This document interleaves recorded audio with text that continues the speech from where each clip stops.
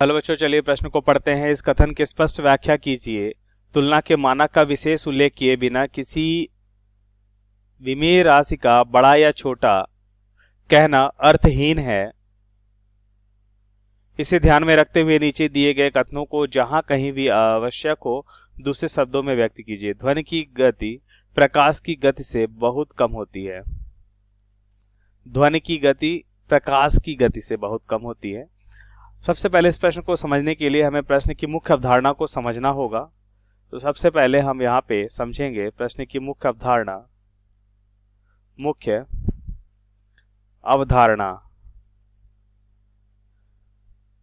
तो हमें यहाँ पे सीखना होगा मापन। पहले हम समझेंगे मापन क्या होता है। तो यहाँ पे देखिए, भौतिकी में अगर हम मापन को समझना चाहते हैं तो हम लिख सकते हैं कि भौतिकी में मापने का अर्थ है किसी पूर्व निश्चित निर्देश राशि से तुलना करना ही मापन कहलाता है। तो यहाँ पे लिखेंगे भौतिकी में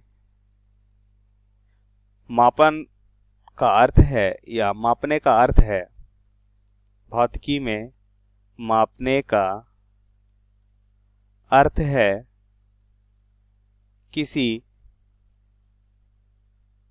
पूर्व निश्चित किसी पूर्व निश्चित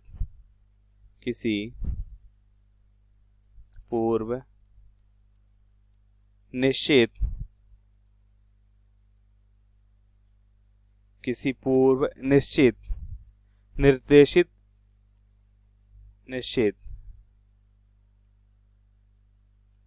निर्देश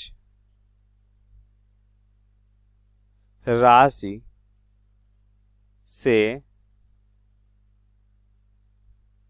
तुलना करना ही क्या कहलाता है, मापन कहलाता है। अगर इसे हम उदाहरण से समझें तो हम ऐसा करते हैं, पूर्व निश्चित निर्देशित राशि बना लेते हैं। मान लेते हैं एक स्केल लेते हैं। तो स्केल एक पूर्व निर्देशित राशि होती है जिसमें हम किसी वस्तु की लंबाई को माप सकते हैं। तो ये हो जाएगा स्केल। अब स्केल के सामने हम कोई वस्तु रखते हैं जिसकी हमें लंबाई का माप करना है। मान लेते हैं हम एक धागा रखते हैं। अब धागा को क्या करते हैं, पूर्व निश्चित निर्देशित राशि से तुलना करते हैं। इसका मतलब स्केल से तुलना करते हैं और इसकी लंबाई का मापन कर सकते हैं। तो यह पद्धति जो होती है, तरीका होता है, मापन कहलाता है। अब प्रश्नानुसार उत्तर को समझते हैं। प्रश्नानुसार उत्तर को समझेंगे तो ध्यान से देखिए, हमसे प्रश्न में पूछा गया है कि ध्वनि की गति प्रकाश की गति से बहुत ही कम होती है। अगर हम सिर्फ इतना बोलें कि ध्वनि की गति बहुत ही कम होती है तो यह अर्थहीन वाक्य है, क्योंकि हमें बताना होगा कि ध्वनि की गति किस राशि से कम है।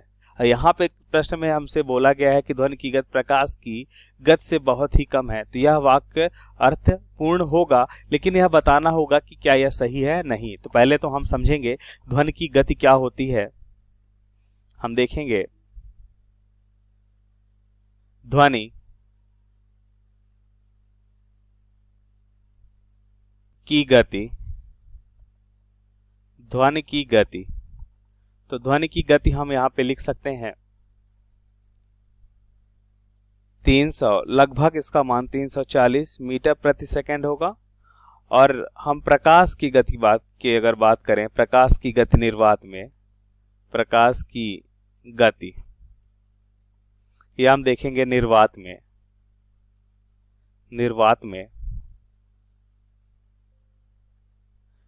तो हमें मालूम है ये कितना होता है। इसका मान 3 × 10⁸ मीटर प्रति सेकंड। तो यहाँ पे ध्यान से देखिए, ध्वनि की गति प्रकाश की गति से बहुत कम है, क्योंकि यह 3 × 10⁸ मीटर प्रति सेकंड होता है। तो इसका मतलब यहाँ पे हम लिख सकते हैं आसानी से कि ध्वनि की गति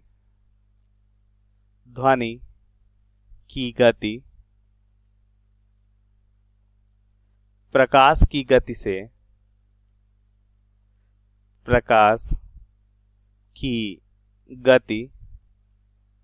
से बहुत ही कम होती है। तो यह वाक्य अर्थपूर्ण है और प्रश्न में भी हमसे पूछा गया है कि ध्वनि की गति प्रकाश की गति से बहुत ही कम होती है।